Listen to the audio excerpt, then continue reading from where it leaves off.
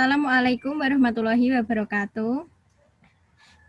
Waalaikumsalam Waalaikumsalam warahmatullahi wabarakatuh. Waalaikumsalam warahmatullahi wabarakatuh. Selamat pagi anak-anak. Bagaimana keadaannya pada hari ini? Alhamdulillah baik, Bu. Sebelum memulai pembelajaran kali ini, marilah kita berdoa menurut agama dan kepercayaan masing-masing. Berdoa dipersilahkan. Berdoa selesai. Oke, saya akan presentasi terlebih dahulu ya. Firlinda, Hadir, Bu. Lulu,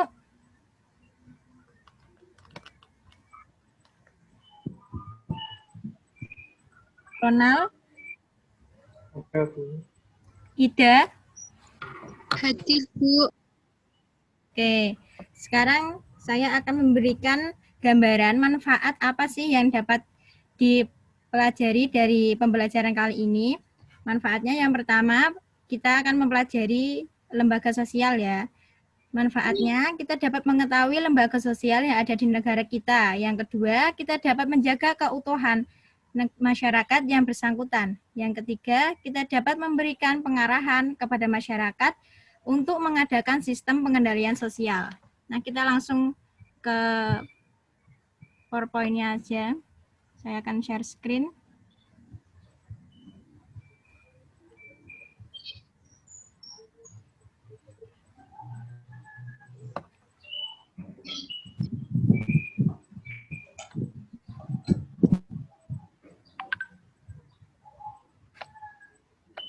Apakah ini sudah terlihat, anak-anak? Sudah terlihat, Bu.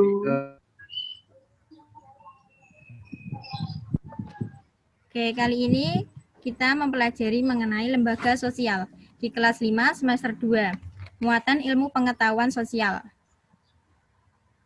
Ini dia kompetensi dasar dan indikatornya.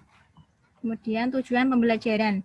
Pada kali ini tujuan pembelajarannya melalui diskusi kelompok, siswa mampu memberikan contoh manusia Indonesia dalam aktivitasnya yang terkait dengan fungsi kelembagaan sosial dengan tepat. Yang kedua, melalui penjelasan guru, siswa mampu menunjukkan secara tertulis pemahaman manusia Indonesia dan aktivitasnya yang terkait dengan fungsi kelembagaan sosial dengan tepat. Nah, fungsi lembaga sosial sendiri merupakan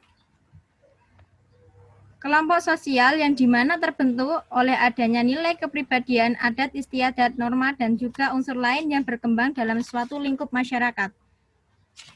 Terbentuknya lembaga sosial ini berawal dari individu sebagai makhluk sosial, tidak mampu untuk hidup sendiri, mereka saling membutuhkan satu sama lain sehingga timbul aturan-aturan yang disebut norma kemasyarakatan. Nah, ini dia fungsi dari lembaga sosial. Yang pertama, memberikan pedoman pada anggota-anggota masyarakat, bagaimana mereka harus bersikap atau bertingkah laku dalam menghadapi masalah-masalah yang muncul atau berkembang di lingkungan masyarakat, termasuk yang menyangkut hubungan pemenuhan kebutuhan. Yang kedua, menjaga keutuhan masyarakat yang bersangkutan. Lembaga sosial ini bermaksud untuk menghimpun dan mempersatukan anggota-anggotanya agar tercipta integrasi dalam masyarakat. Yang ketiga, memberikan pengarahan kepada masyarakat untuk mengadakan sistem pengendalian sosial, yaitu sistem pengawasan masyarakat terhadap anggota-anggotanya. Nah, ini ada jenis-jenis lembaga sosial. Yang pertama ada lembaga keluarga. Lembaga keluarga ini contoh dari lembaga keluarga ya. Lembaga keluarga merupakan unit sosial terkecil dalam masyarakat yang terdiri dari ayah, ibu, dan anak. Dalam keluarga, diatur hubungan antara anggota keluarga sehingga tiap anggota keluarga mempunyai fungsi dan tugas yang jelas.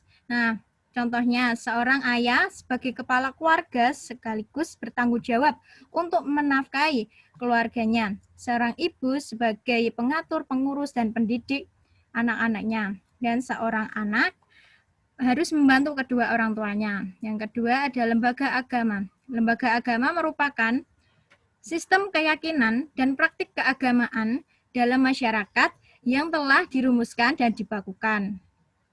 Nah, yang ketiga ada lembaga ekonomi. Dan ini contoh gambarnya. Lembaga ekonomi merupakan bagian lembaga sosial yang mengatur tata hubungan antar manusia dalam pemenuhan kebutuhan hidup sehari-hari. Selanjutnya ada lembaga pendidikan. Ini contohnya contoh gambar dari lembaga pendidikan di pendidikan formal. Lembaga pendidikan merupakan lembaga atau tempat berlangsungnya proses pendidikan untuk mengubah dengan tujuan untuk mengubah tingkah laku individu yang lebih baik melalui interaksi sosial dengan lingkungan sekitar. Nah, ini selanjutnya ada lembaga politik. Lembaga politik ini contoh gambarnya. Lembaga politik merupakan lembaga yang mengatur pelaksanaan dan wewenang yang menyangkut kepentingan masyarakat yang agar tercipta keteraturan dan tata tertib dalam kehidupan bermasyarakat. Nah, selanjutnya ada fungsi lembaga keluarga. Yang pertama, fungsi reproduksi dari pernikahan diharapkan akan memberikan keturunan. Yang kedua, fungsi sosialisasi keluarga berperan membentuk kepribadian agar anak dapat bertindak sesuai norma dan nilai dalam masyarakat. Yang ketiga, fungsi proteksi atau perlindungan keluarga, yakni memberikan perlindungan kepada anggotanya, baik perlindungan fisik maupun yang bersifat kejiwaan. Yang keempat, fungsi afeksi keluarga, memberikan kasih sayang dan perhatian pada anak-anaknya. Fungsi lembaga agama. Yang pertama, sebagai pedoman hidup bagi manusia, baik dalam kehidupan sebagai pribadi dalam hubungan dengan Tuhan, dalam hubungannya dengan manusia lain, dan hubungan dengan alam sekitar. Yang kedua, sumber kebenaran. Di sini, agama mengajarkan dan memberikan jaminan dengan cara yang khas untuk mencapai kebahagiaan dan mengatasi kekurangmampuan manusia. Yang ketiga, pedoman keberadaan pada hakikatnya makhluk hidup di dunia adalah ciptaan Tuhan semata. Selanjutnya, fungsi lembaga ekonomi. Yang pertama, memberikan pedoman untuk mendapatkan bahan pangan. Memberikan pedoman untuk melakukan pertukaran barang atau barter. Yang ketiga, memberikan pedoman tentang harga jual beli barang. Selanjutnya ada fungsi lembaga politik. Yang pertama, memelihara ketertiban dalam negeri. Maksudnya, memiliki fungsi untuk memelihara ketertiban dalam masyarakat dengan menggunakan wewenang yang dimilikinya, baik dengan cara persuasif atau penyuluhan maupun cara koersif atau kekerasan. Yang kedua, mengusahakan kesejahteraan umum. Lembaga politik memiliki fungsi untuk merencanakan dan melaksanakan pelayanan-pelayanan sosial serta mengusahakan pemenuhan kebutuhan pokok masyarakat. Yang terakhir ada fungsi lembaga pendidikan. Yang pertama ada fungsi manifest dan fungsi laten. Yang pertama, fungsi manifest memberi siapkan anggota masyarakat untuk mencari nafkah dengan bekal keterampilan seseorang siap untuk bekerja. Yang kedua, mengembangkan bakat perseorangan demi kepuasan pribadi dan bagi kepentingan masyarakat. Yang ketiga, melestarikan kebudayaan masyarakat. Yang selanjutnya ada fungsi laten. Yang pertama, mengurangi pengendalian orang tua. Yang kedua, mempertahankan sistem kelas sosial. Yang ketiga, memperpanjang masa remaja. Itu tadi tayangan dari materi melalui PPT. Mungkin ada yang ingin ditanyakan anak-anak jika yang belum paham. Saya ingin bertanya dulu. Ya, ingin bertanya apa, Mas Ronald? Apa saja ciri-ciri lembaga sosial? Nah, ciri-ciri dari lembaga sosial. Oke, ciri-cirinya yaitu yang pertama, suatu tingkat kekekalan tertentu merupakan ciri dari semua lembaga sosial. Yang kedua, lembaga sosial ataupun kemasyarakatan mempunyai satu atau beberapa tujuan tertentu. Yang ketiga, lambang.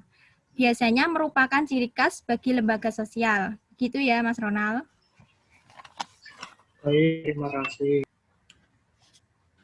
Sebelum mengakhiri pembelajaran kali ini, marilah kita berdoa menurut agama dan kepercayaan masing-masing. Berdoa dipersilahkan.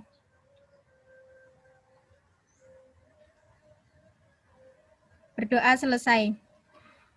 Oke, anak-anak, semoga materi yang telah saya sampaikan dapat bermanfaat bagi kita semua ya. Terima kasih sudah menyempatkan waktunya untuk melakukan pembelajaran pada hari ini. Wassalamualaikum warahmatullahi wabarakatuh. Waalaikumsalam warahmatullahi wabarakatuh. Waalaikumsalam warahmatullahi wabarakatuh.